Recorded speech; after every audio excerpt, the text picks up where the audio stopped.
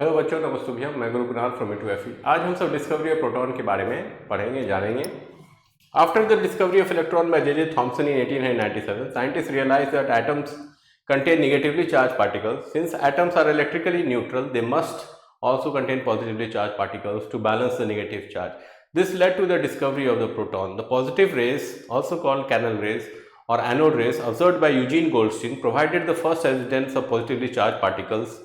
And later, Ernest Rutherford identified the hydrogen nucleus as the fundamental positive particle, which became known as the proton. तो electron का खोज J.J. Thompson ने 1897 में 1897 में कर दिया। साइंटिस्ट को ये लगने लगा कि एटम्स में जो है निगेटिवली चार्ज पार्टिकल्स हैं, मगर चूंकि एटम्स जो है इलेक्ट्रिकली न्यूट्रल होता है, इसका मतलब है उसमें पॉजिटिवली चार्ज पार्टिकल्स भी होना चाहिए, तभी तो बैलेंस कर रहा है निगेटिव चार्ज को। इसके कारण क्या हो गया, प्रोटॉन का डिस्कवरी हुआ। और ऐसा इसलिए हुआ क्योंकि पॉजिटिव रेस, जिसको कैनल रेस या एनोड रेस बोला जाता है, उसमें यूजीन गोल्डस्टीन जो है देखा कि पहला एविडेंस है ये पॉजिटिव चार्ज पार्टिकल्स का, कि पॉजिटिव चार्ज है एटम के अंदर में। और बाद में अर्नेस्ट रदरफोर्ड जो है हाइड्रोजन न्यूक्लियस को पहचाना और बोला कि यही एक दूसरा पॉजिटिव फंडामेंटल पार्टिकल है, पॉजिटिव पार्टिकल, और बाद में यही जो है प्रोटॉन कहलाया।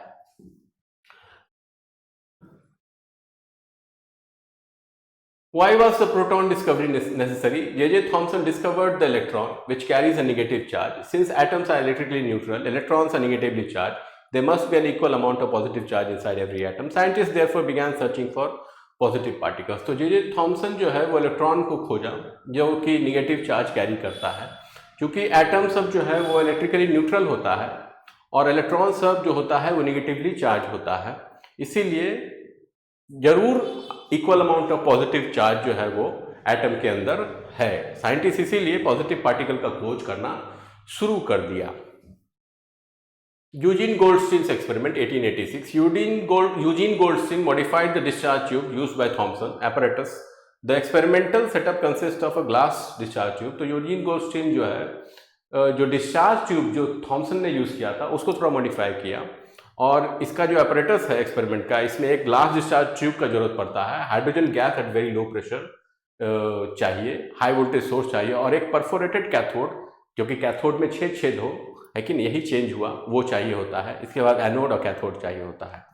तो ये एक ऐसा चीज, ऐसा सेटअप है जिसमें एनोड रहता है और कैथोड में छेद कर दिया जाता है, और इस सब के बीच में हाइड्रोजन गैस लो प्रेशर पे डाल दिया जाता है और हाई वोल्टेज अप्लाई किया जाता है। तो कैथोड जो होता है परफोरेटेड होता है, मतलब छेद छेद होता है, जिसके कारण कैथोड के थ्रू से पार्टिकल्स जो कि एनोड से निकलता है और कैथोड की तरफ जाता है, वो पार्टिकल कैथोड के अंदर से पास होते हुए बाहर आ सकता है, ताकि उसको हम देख सकें, उसको हम ऑब्जर्व कर सकें। तो cathode rays pass through the holes behind the cathode, मतलब कैनल रेस जो होता है ये कैथोड में जो होल है उससे पास हो जाता है। यही चेंज हुआ। Observation: when high voltage was applied, a glow appeared behind the perforated cathode. Rays traveled in the direction opposite to cathode rays. तो जब हाई वोल्टेज लगाया गया तो जो परफोरेटेड कैथोड था उसके पीछे में लाइट होने लगा, ग्लो होने लगा, और जो रे था वो ट्रैवल कर रहा था कैथोड रेस के अपोजिट डायरेक्शन में, है कि नहीं। तो कैथोड रेस के अपोजिट डायरेक्शन, क्योंकि ये एनोड रेस है तो जाहिर सा बात है उल्टा रेस है, कैनल रेस है। These rays pass through the holes in the cathode. तो ये रेस जो था कैथोड में जो होल था उससे पास हो जाता था। Goldstein name them canal rays, anode rays, positive rays. These rays are positively charge. तो बाद में फिर गोल्डस्टीन जो है इसका नामकरण किया, इसको कैनल रेस का नाम दिया, एनोड रेस भी बुलाया गया, पॉजिटिव रेस भी बुलाया गया, क्योंकि ये जो रेस था, ये जो पार्टिकल्स था, ये पॉजिटिवली चार्ज पार्टिकल्स था। Conclusion: Goldstein concluded that canal rays consist of positively charged particles. These particles move from the anode towards the cathode. In hydrogen gas, these particles are hydrogen nuclei H+. तो Goldstein जो है वो conclude किया इस experiment के बाद कि canal race जो होता है उसमें पॉजिटिवली चार्ज पार्टिकल्स होता है। ये पार्टिकल्स जो है वो एनोड से कैथोड की तरफ मूव करता है, और जब हाइड्रोजन गैस यूज किया जाता है कि नहीं, तब जो पार्टिकल्स होता है इस केस में वो हाइड्रोजन का न्यूक्लियस ही होता है, न्यूक्लियाई होता है, H+ आयन होता है, जो कि और कुछ नहीं प्रोटॉन ही होता है, क्योंकि हाइड्रोजन के न्यूक्लियस में सिर्फ एक प्रोटॉन होता है। Later Ernest Rutherford showed that the hydrogen nucleus is the fundamental positively charge particle called the proton. बाद में अर्नेस्ट रदरफोर्ड ने ये दिखा दिया कि हाइड्रोजन न्यूक्लियस जो है और कुछ नहीं है, वो पॉजिटिव फंडामेंटल पार्टिकल प्रोटॉन ही है। Why hydrogen was important? Hydrogen इतना जरूरी क्यों था? तो hydrogen contains only one electron, one positively charge nucleus. When hydrogen loses it's electron, only it's nucleus remains. This nucleus is called a proton. तो hydrogen जरूरी इसलिए है क्योंकि हाइड्रोजन में सिर्फ एक प्रोटॉन होता है और एक इलेक्ट्रॉन होता है, मतलब न्यूक्लियस में सिर्फ एक प्रोटॉन होता है. तो जब हाइड्रोजन इलेक्ट्रॉन लूज करता है तो फिर इसका न्यूक्लियस बचता है, और वो न्यूक्लियस और कुछ नहीं है, प्रोटॉन ही होता है. इसलिए हाइड्रोजन न्यूक्लियस को प्रोटॉन भी कहा जाता है कि नहीं? इसके बाद है प्रॉपर्टीज ऑफ प्रोटॉन. तो प्रोटॉन जो होता है इसका सिंबल P+ होता है, चार्ज +1 होता है. एक्चुअल चार्ज जो होता है वो +1.602 × 10⁻19 कूलम होता है. रिलेटिव मास 1U होता है.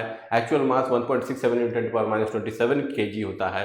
लोकेशन होता है न्यूक्लियस के अंदर. अगर इलेक्ट्रॉन और प्रोटॉन को कंपेरिजन करें तो इलेक्ट्रॉन का सिंबल E- होता है, प्रोटॉन का P+ होता है. इलेक्ट्रॉन पे -1 चार्ज होता है, प्रोटॉन पे +1 चार्ज होता है. इलेक्ट्रॉन जो है लगभग 1836 गुना हल्का होता है प्रोटॉन से, मतलब 1/1836U इसका वजन होता है. प्रोटॉन का 1U होता है कि नहीं? इलेक्ट्रॉन जो होता है न्यूक्लियस के बाहर होता है, प्रोटॉन जो होता है न्यूक्लियस के अंदर होता है.